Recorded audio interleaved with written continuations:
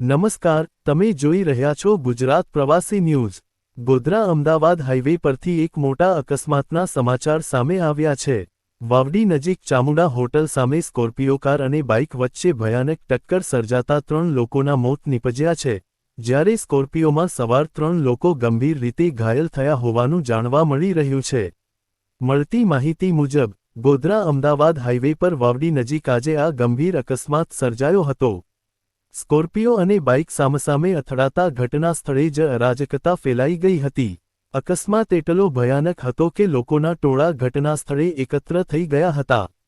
અકસ્માતની જાણ થતાં સ્થાનિક લોકો તેમજ પોલીસ તાત્કાલિક સ્થળ પર પહોંચી ગઈ હતી।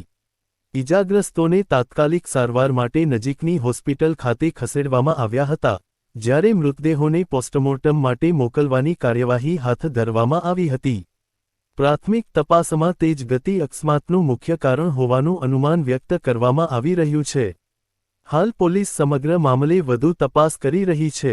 આ અકસ્માતને કારણે હાઈવે પર થોડા સમય માટે ટ્રાફિક જામની સ્થિતિ પણ સર્જાઈ હતી, જેને બાદમાં પોલીસ દ્વારા હળવી કરવામાં આવી હતી। રિપોર્ટ: વનરાજ રાવલ, ગુજરાત પ્રવાસી ન્યૂઝ।